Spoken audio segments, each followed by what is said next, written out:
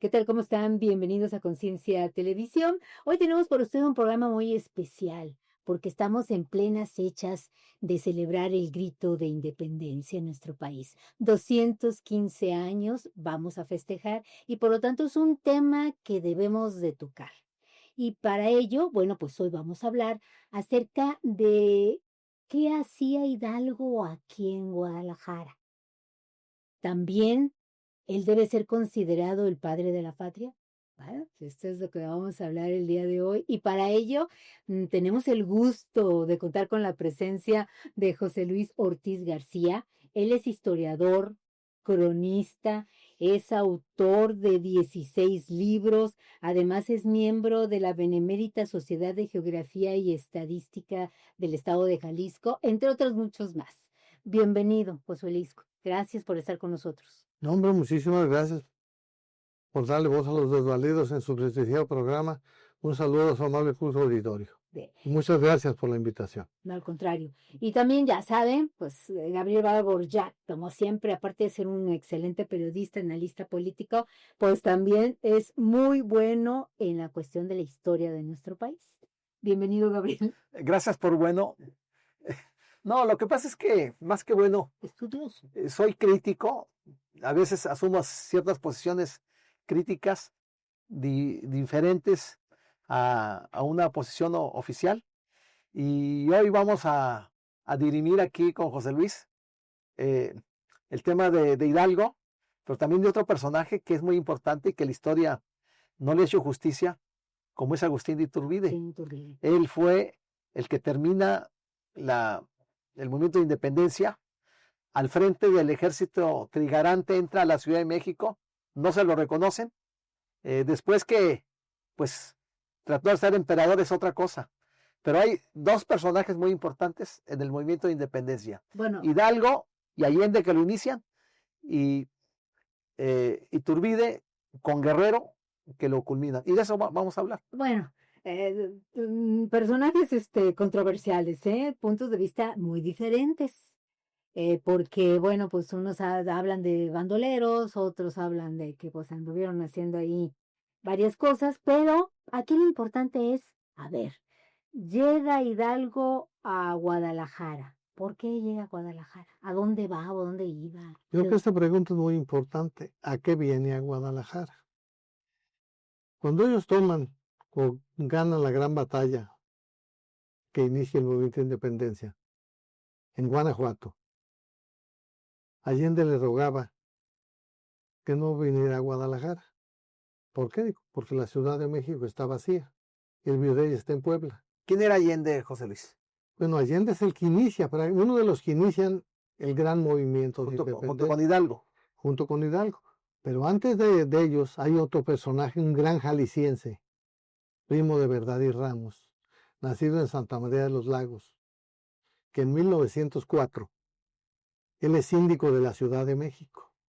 Y en esas fechas, al rey Enrique, Napoleón lo aprende, lo destituye, y siendo síndico primo de Verdad Ramos, va con el virrey y le pregunta, a la ausencia del rey, el virrey debe de gobernar con el pueblo y para el pueblo. Ya nadie nos dijo que este es un tema que... Bueno, esa oración la oigo de tiempos y no pasa eso. Está muy trillada. Pero la pregunta es que Hidalgo le dice, en Guadalajara está tomada también, y está el amo Torres en ahí y nos está esperando. Entonces ellos llegan a Guadalajara, pero dicen que las voces del viento que Hidalgo en Guadalajara no lo quisieron.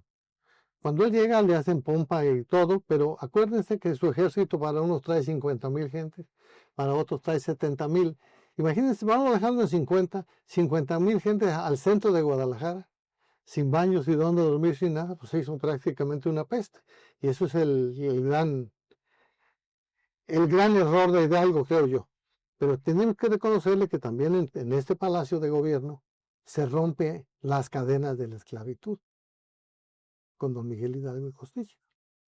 Entonces, ahí fue la Plaza de la Liberación, hoy Plaza de la Liberación. Yo creo que fue en Palacio, porque esa plaza no existía, creo, todavía.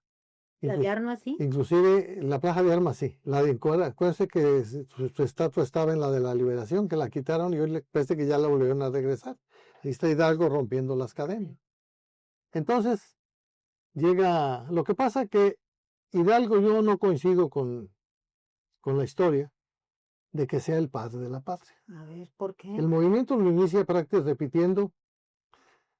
Ignacio Allende estaba de jefe de armas en Sonora en 1903. Él ahí empezó a quejarse ¿Es de... sonorense, Allende? No, él nace en Guanajuato. Pero era realista, ¿verdad? Era el ejército realista. Él era capitán del ejército de la corona española, hay que entenderlo.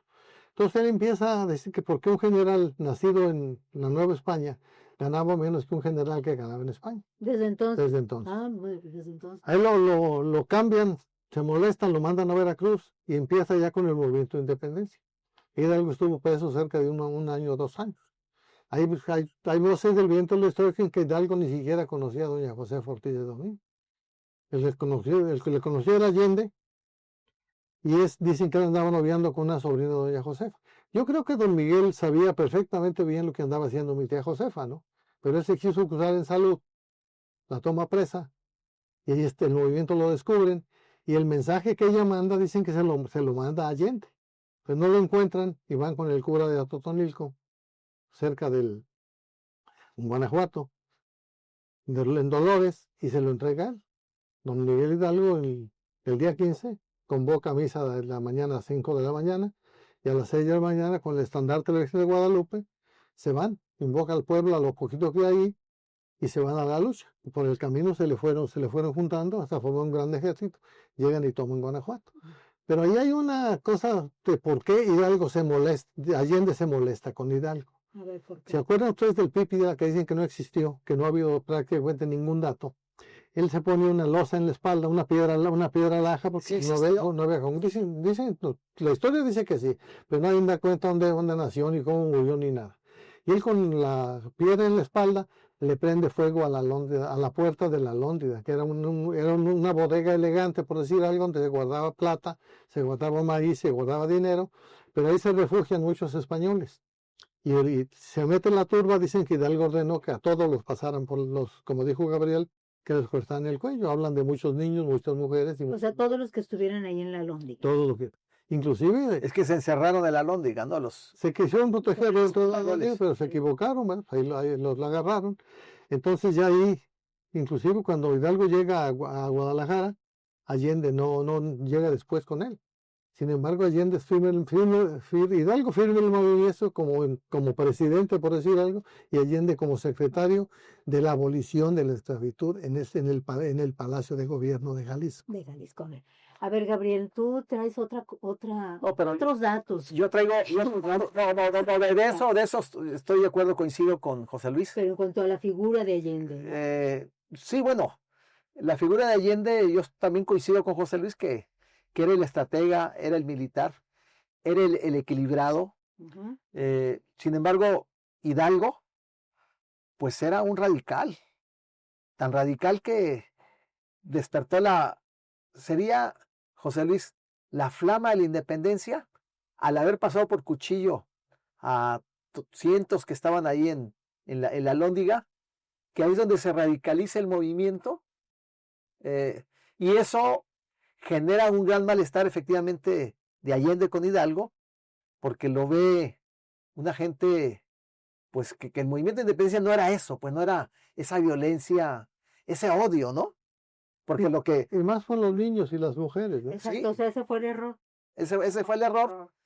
Y creo que también ahí se fincó la derrota de Hidalgo, de que Hidalgo sus días estarían contados, porque tengo entendido que le quitan los poderes que traía Hidalgo, se los quita, se los retira Allende y el grupo militar de mando de Allende, por ese malestar, pues, de que no querían que esa forma incendiaria de una revolución fuera la flama de la independencia, y porque Hidalgo además no era un estratega militar, él encabezó la flama de un gran movimiento que sí había un profundo resentimiento por la forma clasista, cómo explotaban a los nativos, a los que habían nacido en México, incluso a los hijos de españoles, ¿no? Que habían nacido en México, que eran los niveles eran muy diferentes de las clases que había entre unos y otros. Y bueno, eso fincaría pues de alguna manera la derrota de Allende, digo, de Hidalgo, y luego pues la batalla que se dio aquí en El puente de Calderón. Puente de Calderón, donde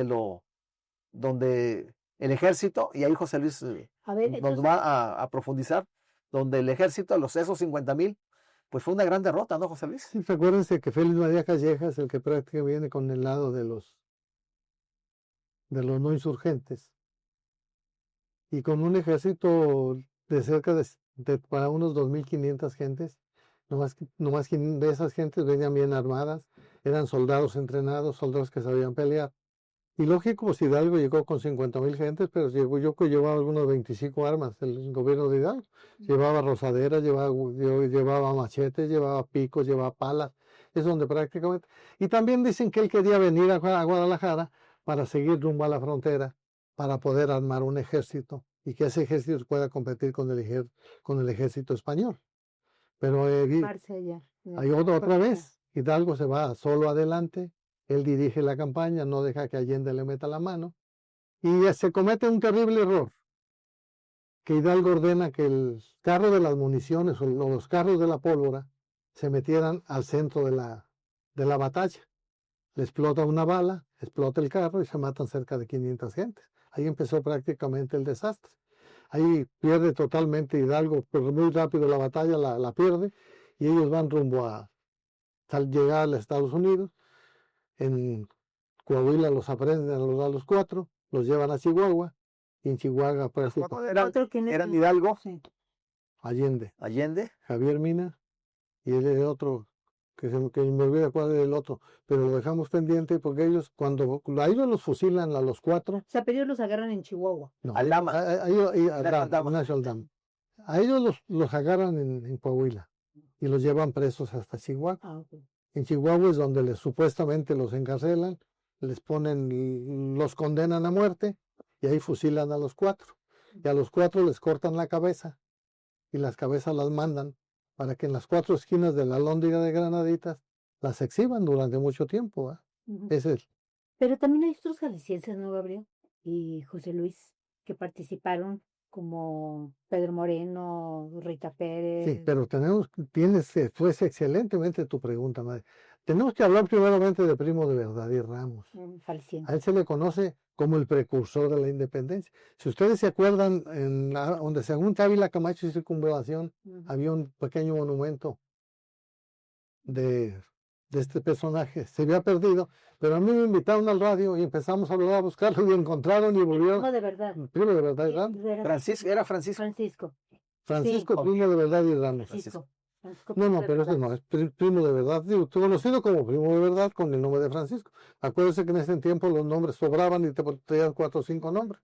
Pero él es el precursor de la independencia. Acuérdense que en esas fechas la Ciudad de México se gobernaba a través de un cabildo. Y él era el síndico del ayuntamiento de la Ciudad de México. Y en ese lapso es cuando aprenden al rey en España, por Napoleón Bonaparte. Y él va con el virrey y le dice, en ausencia del rey, el virrey debe de gobernar con el pueblo y para el pueblo y con el pueblo. Desde entonces, como tú mencionas, ya andaba el de que tenga de eso. Se la fusila luego López Obrador. Luego López Obrador se la agarró, pero a él, en los siguientes días, a él lo persiguen, lo aprenden y lo encierran en las celdas del convento del arzobispado. Al 4º día amanece envenenado, muerto y envenenado. Ahí prácticamente, pero ahí surge ya la llama. Estamos hablando de 1804. Hidalgo estalla en 1810, el 15 de septiembre. Y luego aparece un gran insurgente, que es Pedro Moreno, también nacido en Santa María de los Lagos. Y luego, cuando él se va a la revuelta, él fue el asistente de Francisco Javier Mina, pero se lleva a su esposa y se lleva a sus 3 hijos. Y en el rancho El Venadito, cerca de León, Guanajuato, lo derrotan. Ahí es donde matan a Pedro Moreno y a su hijo Pedro. Ahí toman presa a doña Rita, se la llevan a la cárcel de Silao. Y en la cárcel de Silao le matan un hijo a culatazos y dicen que le dejan que se muera un hijo de brazos de hambre. Yo creo que es la persona que más sufrió los horrores de la guerra de independencia. Y prácticamente olvidada, ¿no? Pero Moreno desde antes empezó con el movimiento. Él era hijo de hacendado, pero era comerciante. Y él de Santa María de los Lagos iba mucho a León, Guanajuato, a comerciar. Pero él dice que ya Aldama, ya él le daba centavitos, inclusive le llegó a dejar varios caballos.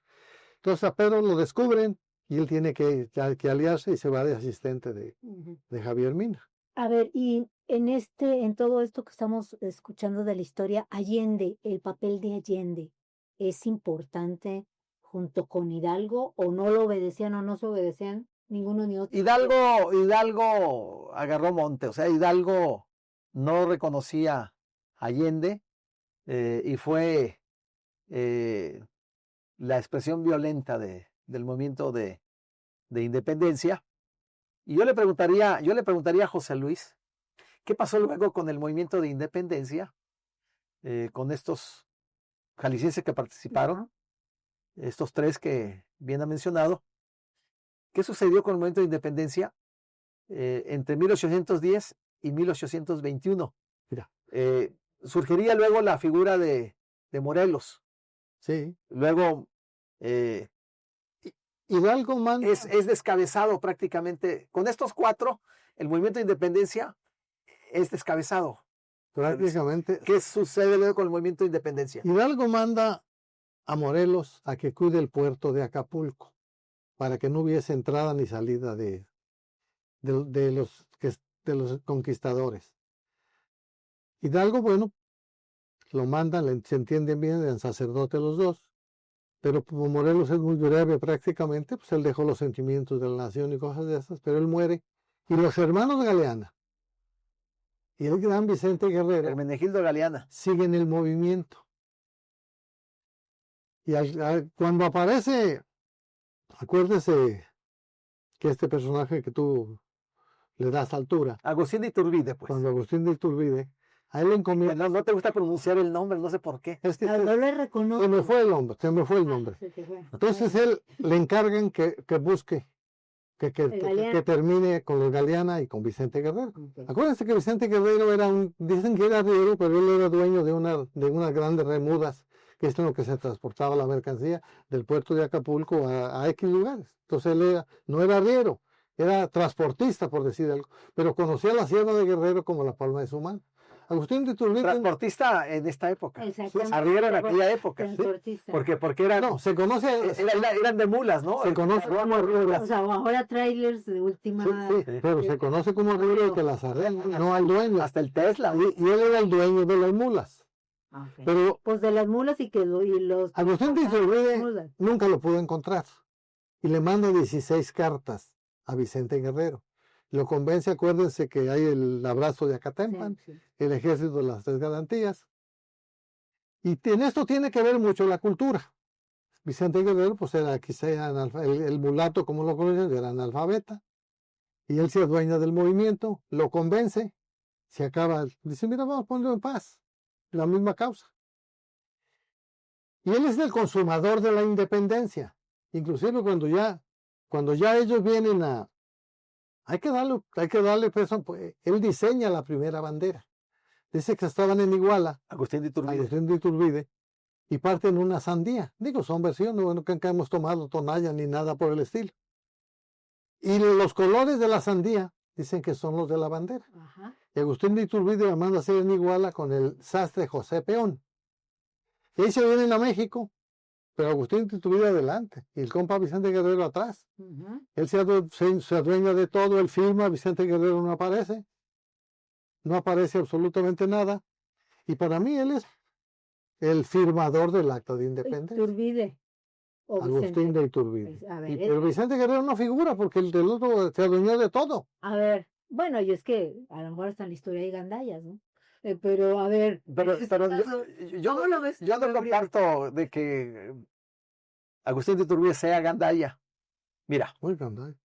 yo creo que fue muy meritorio lo que hizo Agustín de Iturbide. Es lo que la historia oficial no se lo quiere reconocer. Debe de reconocerle mérito. Los liberales son los que ganaron, y como era conservador Agustín de Iturbide, el gran error de Iturbide yo creo fue querer pues que el modelo de gobierno europeo fuera el que imperara acá, y aquí ganó el modelo de gobierno republicano, liberal de Estados Unidos. Ese es el que impera, porque los liberales ahí fueron los que se apoderaron del movimiento de independencia, los dueños del movimiento de independencia, y que trascendió luego hasta el PRI, hasta el PNR, el PRM, el PRI. Pero bueno, eso es entre paréntesis nada más. Quiero resaltar la figura de Agustín de Iturbide. Hace, no sé, unos 25 años, escribí un artículo sobre Agustín de Iturbide. Hubo una serie, no sé si recuerden, en Televisa, llamada La Antorcha Encendida. Y muy bien hecha esta serie, con personajes actores extraordinarios. Estaba bueno, no recuerdo los personajes. Describen de qué clase esa serie. Sí, pero quiero resaltar un punto. El gran trabajo político que hizo Agustín de Iturbide fue lograr convencer a todos los actores para que se sentaran y firmaran el fin del movimiento de independencia. Previo a ello, él era un general realista del ejército español también, Agustín de Iturbide, como el otro Félix María Calleja, que era muy exitoso. O sea, las grandes derrotas que tuvo el movimiento de independencia de los independentistas eran encabezadas por estos dos generales.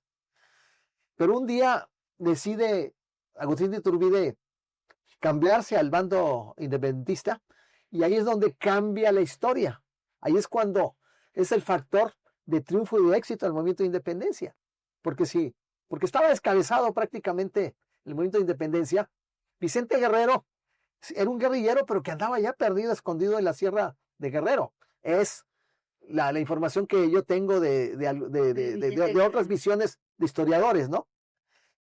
Y el gran trabajo político de Iturbide aquí lo quiero resaltar, porque como dice José Luis, es cierto, se puso a escribir cartas, empezó a escribir cartas a medio mundo. Y recuerdo que una gente cercana a él le dice a Agustín de Iturbide: oiga, general, le dice, veo que usted escribe mucho, manda muchas cartas, ¿por qué lo hace? Porque es más barato gastar tinta que gastar sangre, dice. Y un gran mérito de Agustín de Iturbide es que sin derramar sangre logra que el movimiento de independencia concluyera. O sea, es muy meritorio. Y eso la historia no se lo reconoce por algunos errores históricos que cometió posteriormente Agustín de Iturbide cuando se erigió en emperador mexicano. Eso no le gustó a muchos, y ese fue que la historia quedara prohibido en la historia. Y un gran evento, hay un gran evento que dicen que es el día más feliz de los mexicanos, fue cuando ingresa el ejército trigarante a la Ciudad de México, efectivamente encabezado por Agustín de Iturbide, que creo que... Y Vicente ni siquiera lo invitaron. Y Vicente no aparecía ahí. Creo que el caballo tumbó a Agustín de Iturbide, ¿no? Al ingreso. No, mira, no, olvídate de que... No lo invitó. Pero termino el punto de Agustín de Iturbide. Dicen que ese día fue el día más feliz de los mexicanos. Haz de cuenta como la canción La Fiesta de Joan Manuel Serrat, donde nobles y villanos, jóvenes y ancianos, mujeres y hombres, y de toda la ralea, festejaban el que México por fin lograra la libertad. Y creo que hay una frase que Agustín de Iturbide deja para la historia, donde le dice: aquí yo les doy la independencia y la libertad, ya será de los mexicanos qué hacen con ella. ¿Qué hacen con ella? Entonces, nada más quería hacer esa observación, ese punto de vista sobre cómo... bueno, Decía yo de la antorcha encendida de Televisa, que por cierto el último capítulo, en ese artículo que yo escribí, el último capítulo queda cercenado. Cuando entra el ejército trigarante, era el último capítulo, al terminar la antorcha encendida, pues no aparece ese capítulo. Se termina la serie de la antorcha encendida, que duró, no me acuerdo si 3 o 4 meses, pero ese capítulo que era precisamente cómo los mexicanos celebraban el ser independientes, fue censurado. Pero fíjate lo que dicen las voces de la historia, porque ese capítulo lo quitaron. A ver, Cuando él va rumbo a firmar el acta de independencia, pasa por la casa de la Güera Rodríguez. Él llevaba 3 plumas en su sombrero, una blanca, una roja y una... Otra gran figura, la Güera Rodríguez, ¿no? Así. Y le manda, dicen que pues, algo tenían que entenderse, porque él era medio galán, el compa Iturbide, y le manda una pluma. Pero hay una cosa que Gabriel no sabe, ni la historia, ni las voces del viento. Cuando él comete el terrible error de coronarse emperador, dice que tiene la osadía de invitar a mi tía Josefa que si podía ser dama de él. Mi tía le estampa una cachetada en la cara a Agustín de Iturbide por la osadía que le tuvo que hacer. ¿Y eso quién lo dice? Las voces del viento, la historia. ¿Pero qué historiador lo registra? Hay muchos, son versiones. No la había escuchado esa. No, pues, Lo de la Güera Rodríguez no sí. te hubieras juntado conmigo. Lo de la Güera Rodríguez sí sale, porque es un personaje muy importante en la vida de Agustín de Iturbide. Sí, claro. Ella fue una especie de cabildera, ¿no? No, y además ella llevaba mensajes. Con el poder económico, con los... Pero ella le dio centavitos a Agustín de Iturbide también, ¿no? Bueno, pero para el movimiento, claro. Que hay otra historia también en lo que fue la Güera Rodríguez, ¿no? Bueno, vamos a dejar a la Güera. No, las mujeres, o sea, también la presencia femenina ahí se hace presente. Que no le hacen justicia a la revolución. No. Bueno, a ver, entonces, firma las plumitas famosas de Iturbide. Él viene caminando, supuestamente ya junto con el virrey, para firmar el acta en 1821. En el mes de septiembre también. Y en el peregrinar, la Güera está en su balcón. Y dicen que el joven que admira mucho a Gabriel se quitó una pluma. Ajá. Y se la manda. Y todo el mundo, pues la Güera era en esos tiempos era casi motivo de que la hubieran condenado a la hoguera, no con la Inquisición, por su conducta. Pero por su profesión. Pero hay que reconocer que ella le ayudó mucho a Agustín de Iturbide, inclusive negoció con muchas cosas en la Güera Rodríguez. O sea, financiaba. Financiaba y además lo juntó con la iglesia, le dio tranquilidad, y eso lo hace que él se sienta demasiado importante. Pero ahí ya aparece ya un hombre del peor presidente de este país, que es Antonio López de Santana. Y dicen que es el que lo monta en perros pintos para que Agustín se corone emperador. Y él es mismo después el que empieza a hacerle la danza para que lo destituyan. Pero el tema es muy sencillo. Yo creo que el padre de la patria debe ser don Ignacio Allende. Ignacio Allende. ¿Tú qué piensas, Gabriel? Yo creo que sí, también se le tiene que hacer justicia a Ignacio Allende junto con Agustín de Iturbide. Yo creo que a los dos no se le da ese reconocimiento que cada quien en su momento tuvo. Y yo resalto lo de Agustín de Iturbide porque él revivió el movimiento de independencia, porque estaban derrotados prácticamente, estaban descabezados. Yo digo, pues sí, Guerrero andaba escondido en la sierra. Acuérdate que con la muerte de Hidalgo y todos los demás, pues no queda más de que Morelos. Y Morelos, pues, es muy superficial, repitiendo, Hidalgo lo había mandado contra el puerto de Acapulco, pero ahí es prácticamente, está lo del Chilpancingo, lo que hace Morelos, pero prácticamente es muy temprano. Pero a la muerte de Morelos, yo no coincido con Gabriel de que el gran Vicente Guerrero anduvieran devaluados. Y acuérdense que Vicente Guerrero, lo que le dijo su padre, jamás llorando rescató Guerrero. Tu voz, padre, para mí es sagrada, pero la patria es primero. La patria es primero. Es la del compa Guerrero, ¿eh? Pues, pero bueno, lo bueno es que podemos encontrarnos. Un día cuando escribí ese artículo me habló Constancio Hernández Allende, un historiador también. Muy bueno. Me habla y me felicitó por ese artículo. Pero has cometido una injusticia, tienes que hacerle justicia a Vicente Guerrero, que fue fundamental en la culminación de la independencia. Claro. Y quedamos de platicar, ya no platicamos para escribir ese artículo que me recomendó en aquella época don Constancio Hernández Allende, que Mira, esa de Santa Gloria. Pues se lo hubiera llevado bueno, adelante, Nadia. Con esto ya tenemos una idea de lo que está pasando y de lo que Lo pasó, que pasó. de lo que pasó y de lo que debemos realmente de festejar los mexicanos, ¿no? Claro. Nuestra independencia, y hay que estar muy contentos como siempre. No, y agradecerles a todos. A ellos. por Agradecer, supuesto. préstame, si no hubieran sido todos ellos, no tuviésemos bandera, ni patria, ni constitución. Bien. ¿Qué Claro. hemos hecho con la independencia, no? Bueno, Ya es otra otro cosa. tema, Es otro otro tema. tema. Con este país que ya casi no lo acabamos. Ya nos vamos, ya no entramos en cosas tristes. Mejor celebremos lo que es la independencia. Muchas gracias, José Luis. ¿Ya se acabó? Ya se acabó, José No, Luis. hombre, Muchas gracias. Nadia, Pero quedas invitado, por supuesto. muchísimas gracias a ti. Y luego un honor compartir los micrófonos con un excelente periodista honesto y vertical, y Gabriel. que tiene la fortuna de ser mi amigo, ¿eh? Así no, pues también bien. Me distingue aquí Bueno, aquí sí está. nuestro amigo el Hacendado, que él, pues, es amante de la historia, se ha metido a profundizar, a investigar. Y bueno, yo creo que en estos 30 minutos que hablamos de historia, yo creo que apretado, pero queda muy claro cómo fue ese movimiento, las diversas figuras controvertidas que aparecen, Hidalgo, pues, muy controvertido, el padre de la patria, muy controvertido, Allende, la injusticia, y Agustín de Iturbide, que está prohibido, pues, por historia oficial. Es mi opinión, y de mucha gente también es opinión. Otros piensan que no, pero creo, pues, que espero que este programa haya sido interesante e ilustrativo Sí. para Y motivante la gente. también. Motivante de Motivante para estudiar estudiar la historia. Lo bueno que se ganó y que tenemos patria. Así es. Eso es lo importante. Muchas gracias. Nadia, muchísimas gracias. Gabriel, muchas Gracias, gracias Nadia. por tu amistad. Ya saben, búsquenos en Face, en YouTube. Ahí estamos en Conciencia Televisión. Hasta la próxima.